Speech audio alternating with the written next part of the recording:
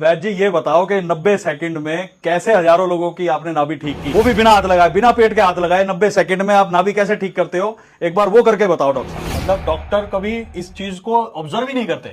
कैसे पता लगेगा कि धरण गिरी है? क्या है, मतलब क्या होता है? अभी आपने जैसे कहा कि लोगों का पेट खराब हो रहा है, तो उसके पीछे कॉजेज बहुत सारे रहेंगे ना, उसमें से एक ही ये पार्ट नाभि का डिगना। गिरती कैसे कैसे पता लगता है कि नाभि गिरी है? जैसे अभी की है, चलते फिरते कोई नाभि गिर रहा है। अब अगर गलत तरीके से अगर आप कोई भी आसन अगर आप करेंगे तो इंजरी किसको होगी? ये धरन वरन सुनते हैं डॉक्टर साहब, आयुर्वेदा में कई तरीके बताए जाते हैं। कभी मैंने देखा है कोई कप रख के धरन ठीक कर रहा होता है। तो आज मैं आपसे ये जानना चाहता हूं कि ये टोटल क्या साइंस है, क्या साइंटिफिक अप्रोच है, क्योंकि मुझे नहीं लगता कि इसमें कोई साइंस भी है। मैं डॉक्टर संजय जाखड़, आयुर्वेदिक कंसल्टेंट हूँ। और जैसा अभी नवीन जी ने जो सवाल किया, एलोपैथी के अंदर नाभि का किसी तरह का कोई वर्णन नहीं है। जो शुरुआत आपकी किसी भी जीव के पैदा होने की जो शुरुआत होती है, तो बच्चा जब पेट पड़ता है तो वो अम्लाइकल कोड से ही जुड़ा हुआ होता है। ये आपके फूड पाइप है, फूड पाइप के नीचे ये आपका एब्डोमेन है, और इसके बाद इधर ये वाला पार्ट आपका लीवर का पार्ट होता है, ये आपका गाल ब्लैडर का पार्ट होता है। थोड़ा सा मैं इसके साथ साथ लेके चल रहा हूँ।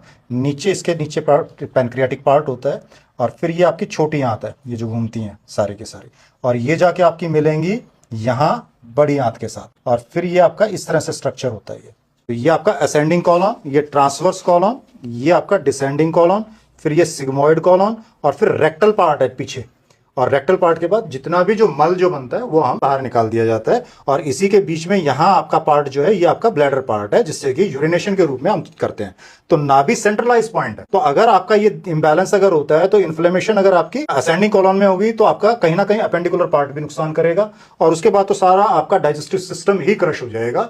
तो ये बहुत ही इंपॉर्टेंट पार्ट है नाभि नाड़ी के रूप में। जिसको हम डॉक्टर साहब इतने टाइम से धरन कह रहे थे, उसके आसपास तो आपने पूरा एक सिस्टम बता दिया, पूरा आधा शरीर ही लगता है इस पे टिका हुआ है। तो सारा आपके जो मेन ऑर्गन्स जो हैं वो सारे के सारे आपके यही हैं, सारा आपका सिस्टम यहाँ से चलता है। एक बार ये बताइए कि ये कैसे पता लगता है कि इस पेशेंट की अभी अलाइनमेंट खराब है, कि इसकी धरन, इसकी नाभि सेंटर में नहीं है? वो आप कैसे देखते हैं डॉक्टर साहब, और कैसे कैसे क्या क्या तरीके हैं इसके देखने के? इसके कई तरीके हैं देखने के। इसको दोनों हाथों की रेखाएं मिला के, ये जो ऐसे? कट हैं हाथों में, ये कट हैं, जो ये कट मिला के आपस में इनको देखो। अगर ये मान लिए सभी मिलते हैं कट, तो नाभि ठीक है। अगर कोई ऊपर नीचे जाता है तो नाभि समझो खराब है। यहाँ से भी देख सकते हैं इसकी नाभि को। धागा ले नाभि पे रखो और ये ऐसे मापो, ये दोनों साइड बराबर होनी चाहिए।